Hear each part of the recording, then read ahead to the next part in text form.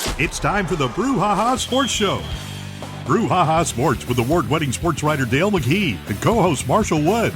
Talking sports with the legends of the game and famous sports personalities. Brouhaha. Now to Marshall and Dale with tonight's guest. Good evening, everyone, and this week would be the New Year's edition. Last week we had the Christmas edition of the Brouhaha. This week, Dale and I are sitting here really to celebrate our New Year's It's the edition. last day of the year, isn't it? Yeah, Happy New Year's to you, Dale. Happy New Year to you. You expecting a great 2025? Well, you know, I got 365 days. I hope I make the most of them. Yeah. You know, I hope 365. It's a lot of days. that is, isn't it? But you know, really, when you think about it, it's not that much. Time goes fast, doesn't it? It does. It does. The older you get, the faster it goes. Amen. It speeds up instead of slowing down. That's the Speeds up truth. instead of That's the slowing truth. down. That's the truth.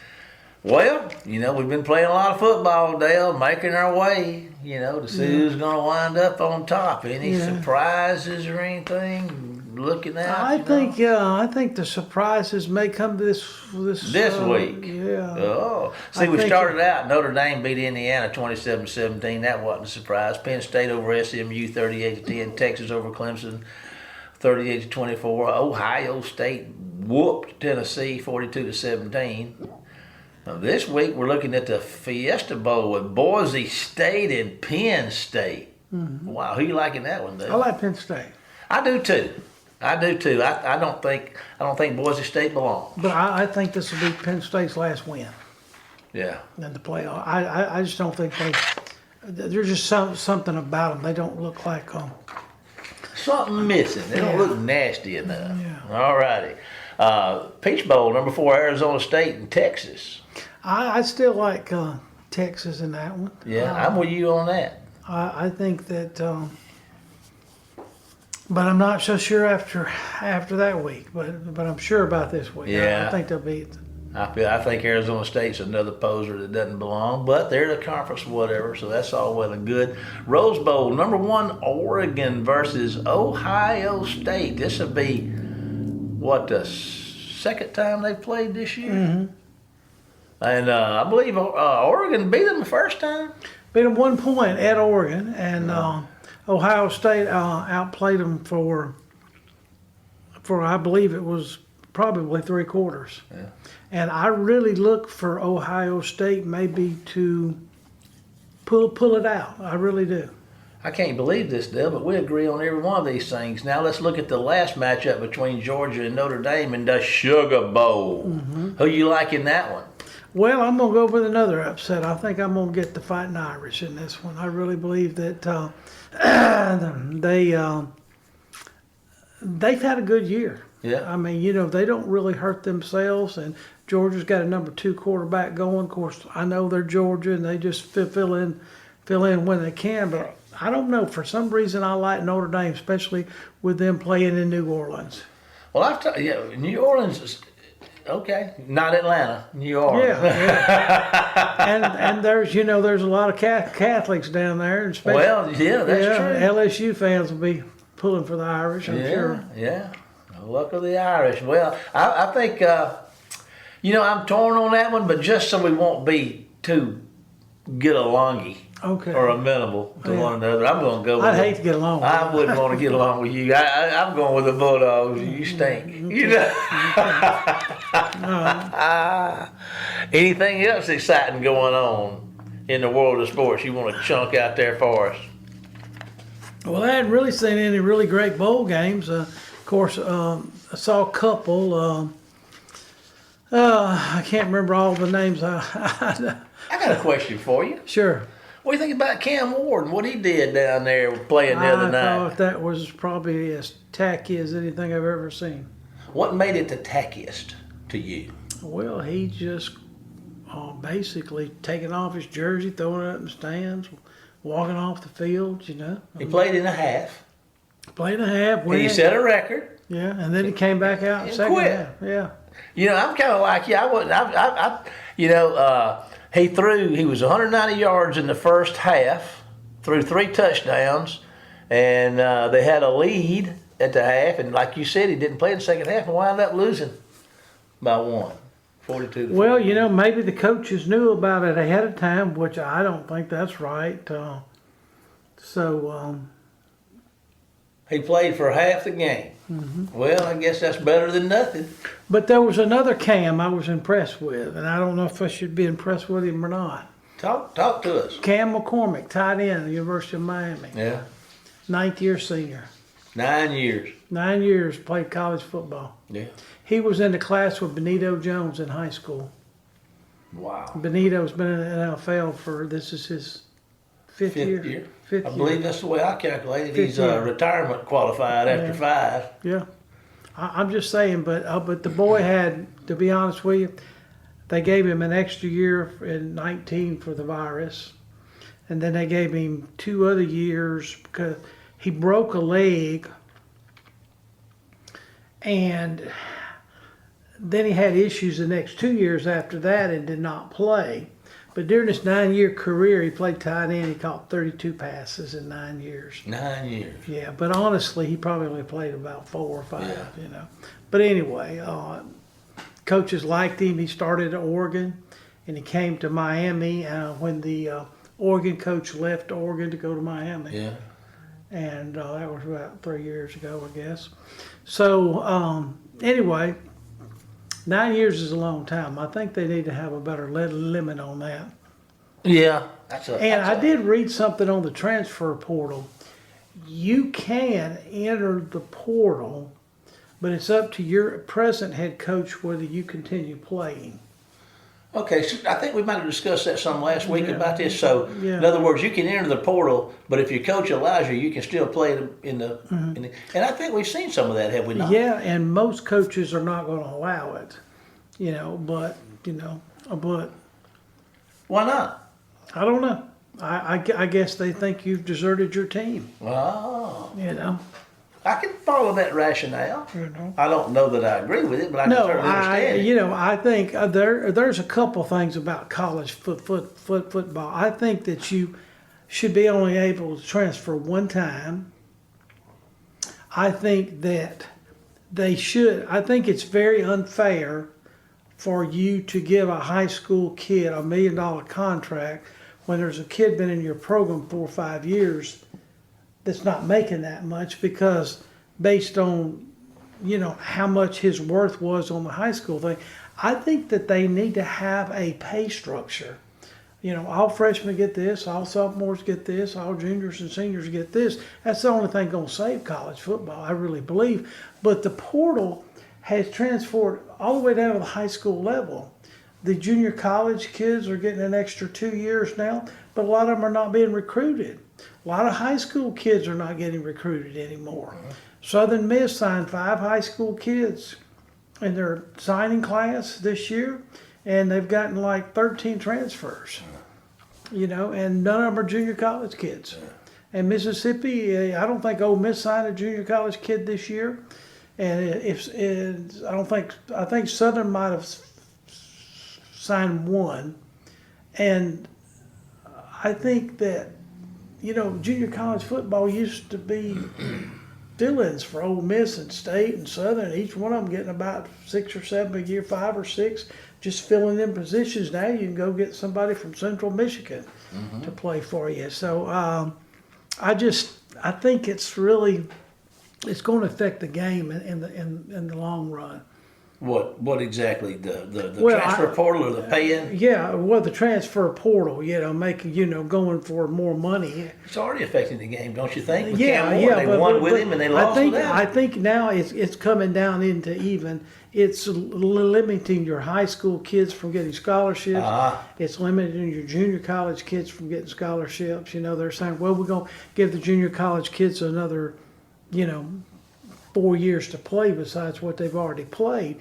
But if you're not going to sign them, what good's that? Yeah, really. Yeah. So I don't know. We shall see. Well, who you got for our guest tonight?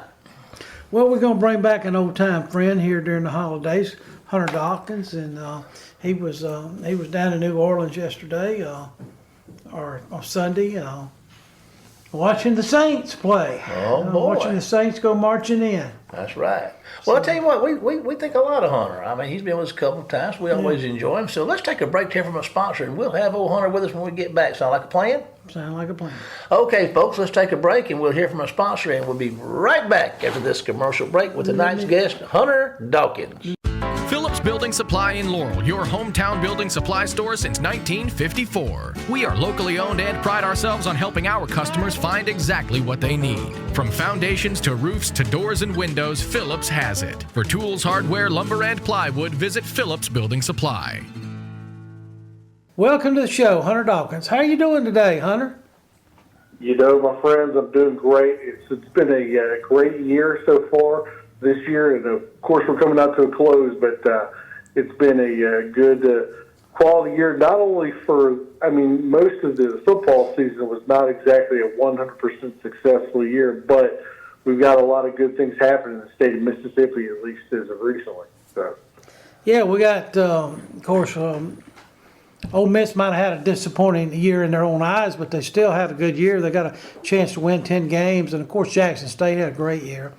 And, of course, their band is out there in the Rose Bowl. I think Rose Bowl parade this week. So Jackson State, yeah. And, of course, of course, it was disappointing at Mississippi College, dropped football. And, of course, we had a couple teams that really had a rough year this year, Southern Miss and Mississippi State and Mississippi Valley, unfortunately. So it wasn't all grim. But what about our Saints? Tell us about our New Orleans Saints. Everybody loves the Saints. Well, if you're talking about a lack of success, it's certainly been that as of lately. They've only scored 10 points in the last 8 quarters of play. And so, of course, being shut out Monday night by Green Bay, and then yesterday and Sunday, really a lopsided victory in favor of the Las Vegas Raiders, who, it's a team without talent. Is they're even looking to restructure their own team, and so of course them beating us really kind of affects their draft pick a little bit status. But of course the NFL, you don't really play just for a draft pick status. But it's definitely not been a quality year for the Saints organization. So. Maybe we need a transfer portal in the NFL. You definitely need something. I mean, if they had all the rights, Marshall, that the college football has, I mean, this would be a whole different structured team. And of course, Gail Benson would have to be able to put out some more money, at least from the collective. But it's just unfortunate. They've had to play with the rookie quarterback Spencer Rattler. Even though he's 0-5 as a rookie quarterback, he's had a lot of tough draw with a lack of offensive line, a lack of a running game, and he's really come out and made some good plays, but it just hasn't worked out in the Saints' favor. And you can't really, from what Coach Rizzi, the interim head coach that was hired after the firing of Dennis Allen, the head coach, Rizzi said yesterday in the press conference, that everybody's going to blame Spencer, but we didn't really have much to support him or much to help him. So, and you can't score 10 points in the NFL and expect to win any game unless you're playing in Buffalo or Green Bay and it's snow everywhere. You can't really expect to win a game in the NFL. Well, I did watch a little bit of it yesterday. Until it got a little out of hand there, but it seemed like the Saints shot themselves in the foot on offense several times. I noticed, a couple of drives, they were having penalties, and they were penalties before the ball was even snapped. And of course, Dale, I mean, the thing is, too, you got guys that are coming in, like, for instance, Clyde Edwards-Helaire, who came in from when Kansas City cut him. The Saints picked him up on their roster. That's literally less than 10 days to prepare and be able to. Now, Clyde is a great player, but being able to prepare and set up the offensive system in 10 days or less is just not really going to be available for you. And so, the lack of experience, and then bringing in guys for hurt wide receivers that really don't know the system. It's kind of hard despite how good of a quarterback Spencer Rattler was to be able to make anything happen. And the injuries on the offensive line, it's very tough to be able to handle all that stuff and be able to score points, which the Saints haven't in the last 2 games. Well, what do you think? We've discussed this before on the show. I read this week where the New Orleans there's 8 NFL openings for head coaches. Sure. And the Saints probably would be the 8th pick. Yeah, that's right. You know, I mean, they're not just real attractive, and I don't know what the reason is. As far as that, it looks like you could go in there. You got a great owner. I'm not sure if it's people don't want to work with the GM or ever what it is, but that's what you're getting into a hard line perspective. You know, Dale. I mean, a lot of the ownership, not so much the ownership, but a lot of the management, the people that handle the general operations, they've been there for as long as I would kind of quote unquote put them as the Sean Payton era. You know, they were there for 20 plus years under Sean Payton and Drew Brees and all that. Well, as you know, obviously with the firing of Dennis Allen, that was one of the spectrums that had to happen. There had to be a release of. And the only problem with Miss Benson being the owner is that she doesn't have a whole lot of experience of knowledge from different rates. You know, for instance, I'll give you an example. Back in the 80s, when Jim Finks came in to the Saints organization, Tom Benson just basically cleaned the clock and brought in Jim Finks. And he brought in new coaching staff, new management, new people that cleaned the locker room. Everything was new players. Everything was new, and they came out and they had some decent success. They didn't have any playoff success, but they had some decent success, and that was the kind of thing that I personally think the Saints need to look into. I'm not saying they need to do it, but they need to look into it because the whole change of the guard is really what's got to have to happen. And you saw that when Sean Payton came in Thursday night and pretty much whooped up on the Saints. That's a similar scenario where you're looking at saying, okay, well, this guy has already set up a new team, a new structure in Denver, and he's trying to come in here and really tell us that what we have just doesn't work anymore. So. Yeah, it is. It seems like it's tough to have to rebuild the Saints, but then you look at what Peyton's done in Denver in just his second year. He's got a rookie quarterback. He's going to make the playoffs most likely. You look at Houston. Houston is the great example because I went to Houston a few years ago when Lovie Smith was still coaching, and they cleaned out the clock. They brought in a new quarterback. They brought in a new whole team together, and they've been pretty successful over the last couple of years. And that's, it's hard for fans and for people and things like to acknowledge difference in the organization, but sometimes that's the way it has to go in the NFL to make a successful transition. All right. Well, listen. Before you get to improve, you're going to have a head coach. So, if you were the GM, would you go with an offensive coordinator or a defensive coordinator?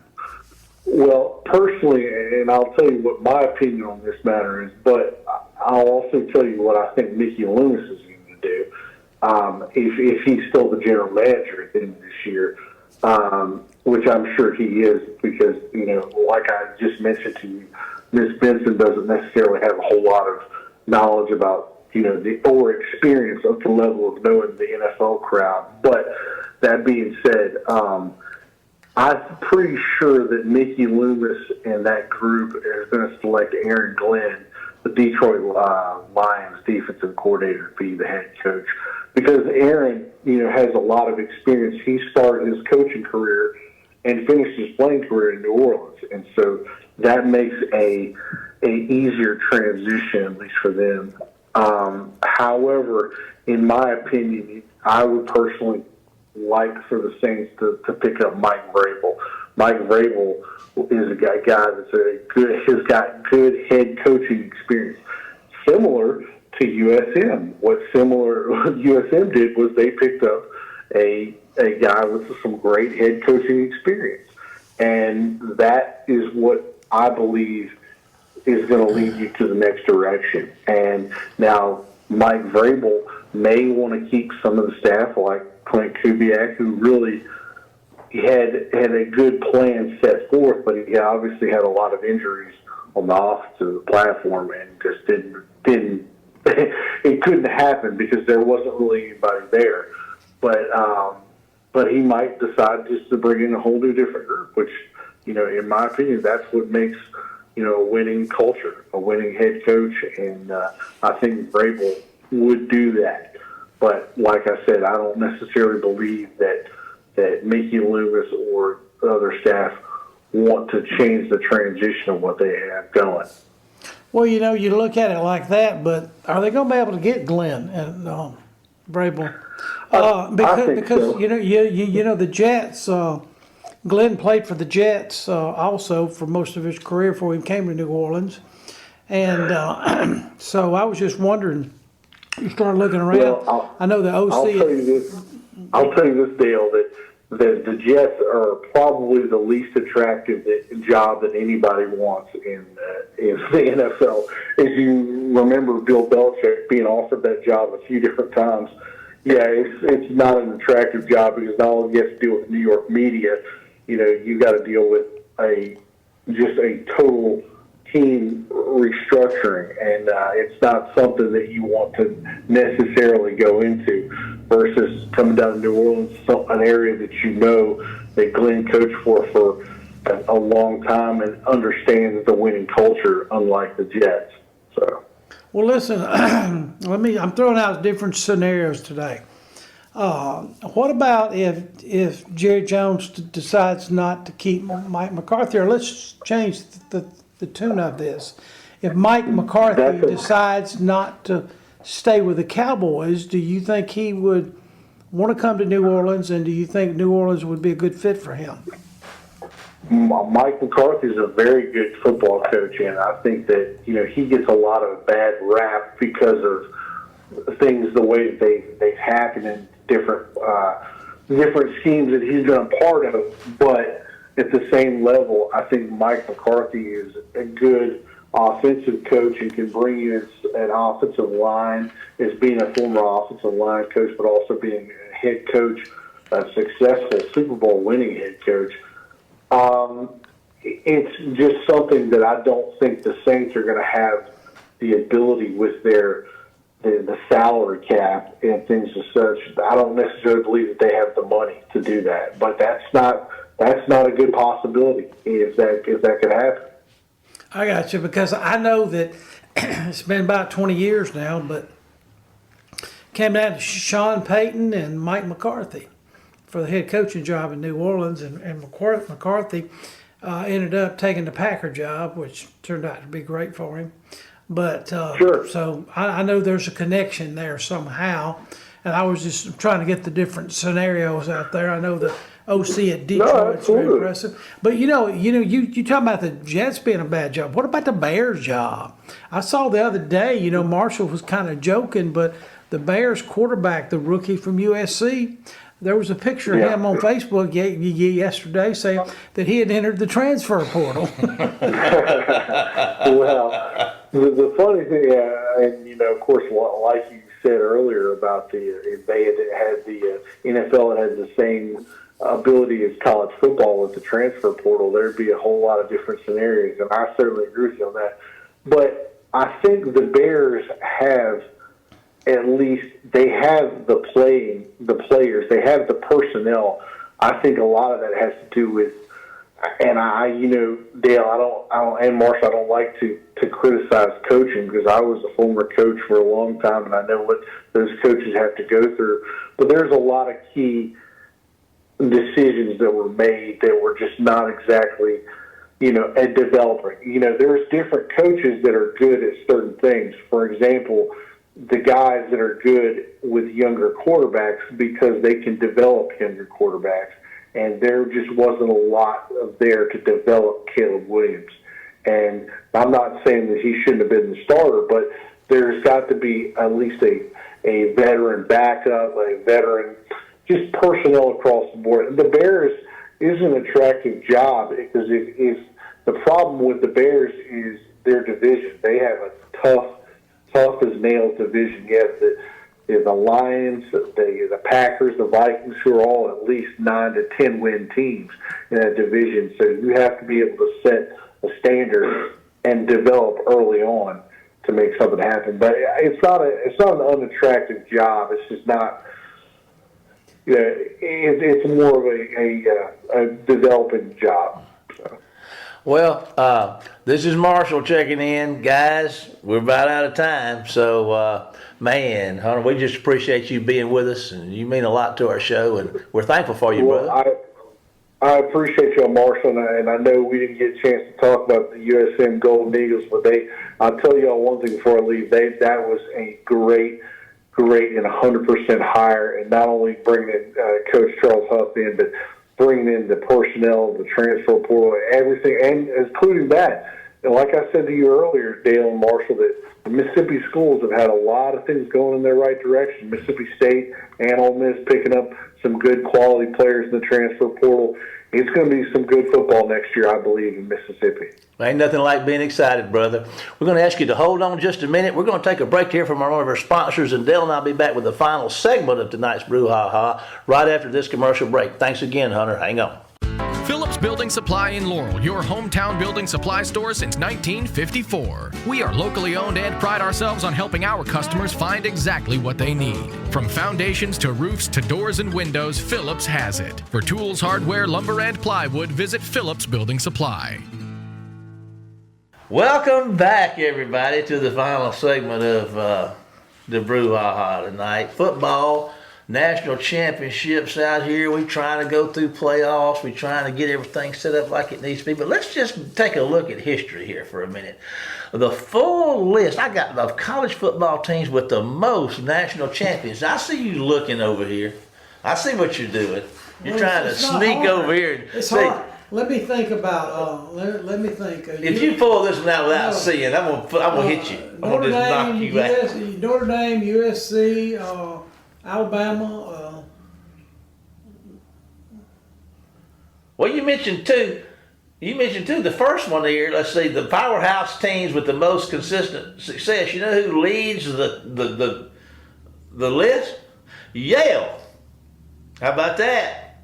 The Yalers. Well, they've been playing long enough. Well, yeah. Look at this. Yale football hasn't been nationally relevant in quite some time, but the Bulldogs have a storied history that includes two of the first three Heisman Trophy winners and 18 NCAA recognized national championships between the late 1800s and the early 1900s. Man, they have made their mark in history, have the Yalians, the Yale Bulldogs. I prefer Yalians. How do you like it? Yeah, which one? Did you ever see that coming? No, I'm a big Harvard fan. You are? What's the mascot? What? Of the Harvarders? Crimson, I think. The mascot? Well, I don't know what the mascot, but I think they're called the Crimson. The Crimson? Yeah, I think. What are the Yale? One of them's got a goat. That'd probably be Yale. Yale Bulldogs? Yeah, I think. It is the Bulldogs. Nicely done. Coming in two now is Alabama. Imagine that. They're right up there with Yale. They're called the Crimson Tide. Okay. I gotta hand it to you, Dale. Got one way. Well, how long you been writing sports? 40-something, 50-something years? I don't know. A long lifetime. I can't remember what happened yesterday. So why are you asking me questions? Well, you ever heard of Princeton? They come in third. Notre Dame, there's one of you guys. Notre Dame's got 13 of them. Princeton's got 15 national championships. Alabama, they claim like 1,000. But anyway, we're not going to get into that, all you Alabama fans. We love you too. Notre Dame, Michigan, them old Wolverines are in there. Boy, they top it out. They've won 12 titles, but the NCAA didn't recognize the 32 and 47 claims that Michigan thought they might have had. Talking about Mississippi, I think Ole Miss is they're claiming a national championship around 60 in one of the polls. I think Delta State won a national championship back in 2003, and I think that USM won the small college national championship back in the 50s. like 58 or 59. And we've had Thad Van was the coach over there then? Yeah. And they were kind of like a Division II back then. And, they played people like Stephen F. Austin and Chattanooga, and, like small schools about the size they were at the time. So, there's not been too many national champions. Now, we've had a few in football. I remember Jones has won it a couple times, national championship. Ain't bad. And I think Gulf Coast has won it. East Mississippi's won it a bunch. So we kind of have got we've had some winners, but they're far and few between, aren't they? They are. Before we close, I want to go back to something that Hunter was talking about, Miss Benson and all. I did just a little quick research on the value of the New Orleans Saints, not just a quick YouTube, whatever you call them, internet search. And you know what the value of that thing came up with? $4.4 billion. She could get anybody. She could borrow enough money to get her a good management. Well, I don't know if you know it, but she owns the NBA team down there too, the Pelicans. Oh, really? Yeah. She's a go-getter, ain't she? Yeah. Well, I mean, it was dropped in her lap by her deceased husband. He said, "Here, have it." I think she was married to him for 2 or 3 years, and boom, look what she got. Man. I'll tell you what, I think she's doing a great job. But now, just everybody down in that way in New Orleans that I've ever talked to, she's just a very polished lady. She's kind of old school, and she's very giving of her money to like charities and things like that. It'd be hard to give that much away, it looks like. Yeah. Golly, she could sell that team and get 4.4.